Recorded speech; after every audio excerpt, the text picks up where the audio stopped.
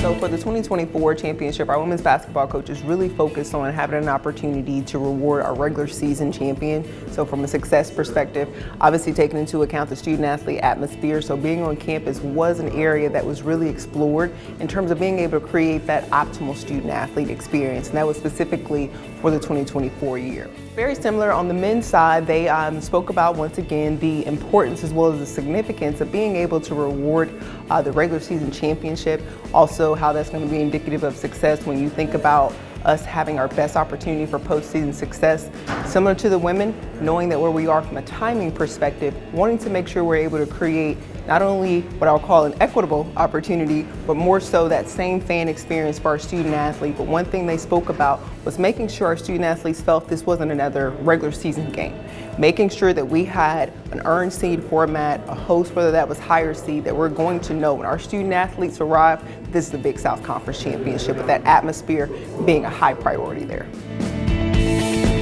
At this point, if by June 13th, we can find another venue in which we can have a single site tournament, that's what we're going to do. If for some reason that's not the case, then we will, for 1 year most likely, go back to highest seed on the campuses, and then there's a task force that will be established in the coming year that will make determinations, make recommendations to the CEOs about what we should do going forward. Yeah, so Meredith Page, who's our new student SAC rep, it was awesome to meet her and hear some of her feedback. She brought up a little bit about community service and just how that is something that is important on our campuses, not necessarily something that SAC wants to focus solely on. So we just kind of went off on a tangent to talk about community service and how we would really like to engage our student athletes in that, and how there are times where they feel like they're a bit busy, but when they do it, they really enjoy it and really are able to get that, all like kind of the warm and fuzzies, and see how important it is to give back to our local communities. I think community service is a huge part of our institutional SAC. Our SAC has the opportunity to give back to the communities we've joined. Most of our athletes are not from where we go to school. So I would like to see our SAC and our conference SAC take a big initiative on giving back to the communities that we've joined. So the student athlete holistic model is really taking the efforts that NCAA Division I institutions are doing and really putting effort behind what is our student athlete experience on campus. And that's everything from life skill development to helping them with postgraduate degree completion, to assisting with injuries after completion is done, and making sure that their mental and physical health are being taken care of on campus during their seasons of competition. The student athlete holistic model is great in theory. There are some great medical changes on there, as well as the best interest for student athletes experience. But as we've seen in the past with history, there are loopholes and there are trickle-down effects. And I feel very strongly that the Big South will be cognizant of those effects on the student athlete.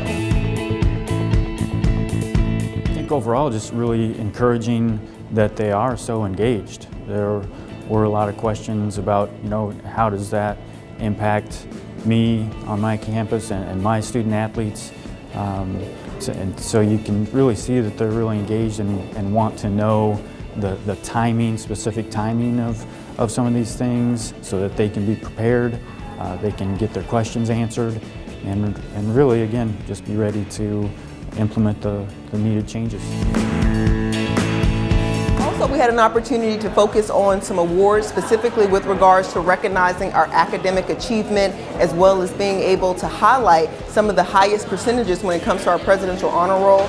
Also, from an athletic training perspective, when we think about the overall health and wellness of our student athletes. So there were several recommendations that were put forward to ensure, regardless of what member institutions that our student athletes are competing at, we will have that consistent level of care there, and that was approved.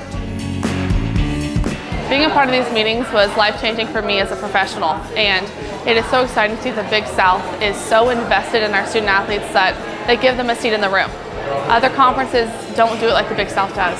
So having that experience of getting to see from the top to bottom of motions being passed and the discussions from our ADs to our CEOs was a phenomenal experience, and something I cannot wait to share with my fellow student athletes.